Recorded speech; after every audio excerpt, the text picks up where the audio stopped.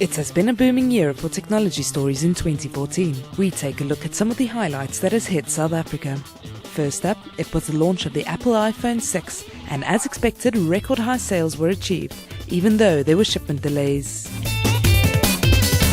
There was an unprecedented social media reaction to Oscar Pistorius' sentencing, the first trial of its kind to be broadcast across the world from South Africa. Oscar was sentenced to 5 years in prison for the death of his girlfriend, Riva Steenkamp, on Valentine's Day 2013. It has surpassed any other media event that has happened.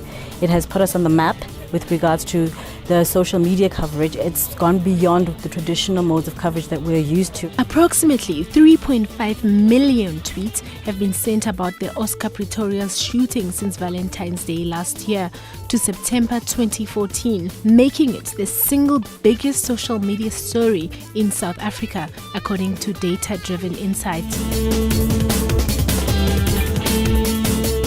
The Nelson Mandela Foundation revamped its virtual site of Mandela's life.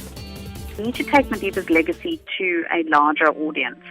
Doing that online is the best way for us to make adequate reach, and also creating a user experience that can be experienced by different audiences in the way they need. So, for instance, we have an education hub which allows learners and educators to get key information which may inform their studies or core projects they're doing.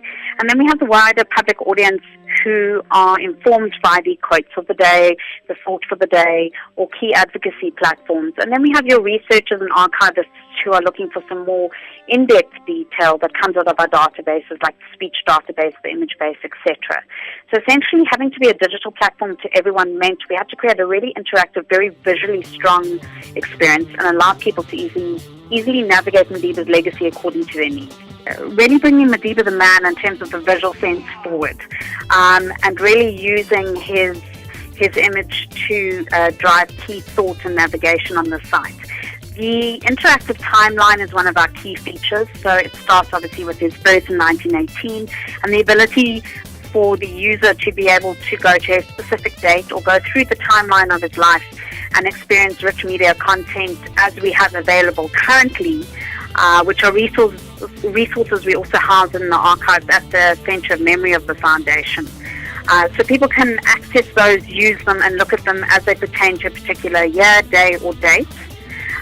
In addition to that, the biography allows for a multimedia experience in terms of Madiba's video biography, as well as key extracts and texts that pertain to his life in general.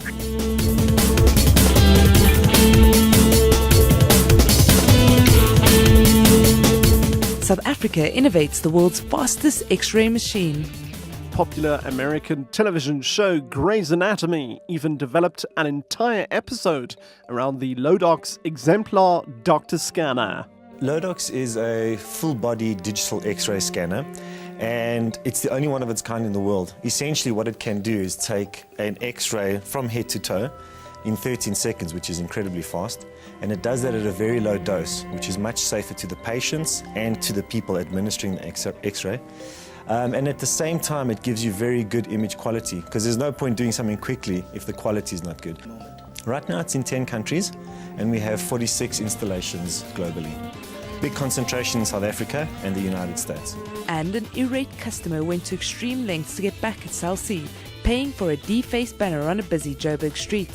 The infamous SABC banner on one of Johannesburg's biggest intersections has been defaced. The South Gauteng High Court in Johannesburg heard on Wednesday that the banner calling SABC the most useless service provider in South Africa is defamatory to the point of unlawfulness. The banner went up last week at the World Wear Center in Randburg. It had cost George Prokers 61,200 rand to make and put the banner up, which he sought payment from SABC.